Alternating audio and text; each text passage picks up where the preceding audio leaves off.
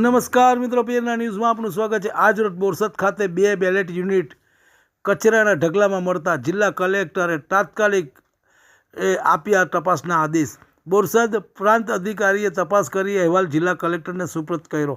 બોરસદ ખાતે મળેલ 2 ballot unit 2018ની અમિયા ગામ પંચાયત પેટા ચૂંટણીમાં કામે વોર્ડ નંબર 9 માટે વપરાયા હતા। જિલ્લા કલેક્ટર પ્રવીણ ચૌધરીએ તાત્કાલિક ફરજ પરના તમામ અધિકારીઓ કર્મચારીને કારણદર્શક નોટિસ આપી રાજ્ય ચૂંટણી આયોગને રિપોર્ટ કર્યો। તમને અમારા સમાચાર પસંદ આવ્યા હોય તો લાઇક, શેર, બેલ આઇકોન અને સબસ્ક્રાઈબ કરો।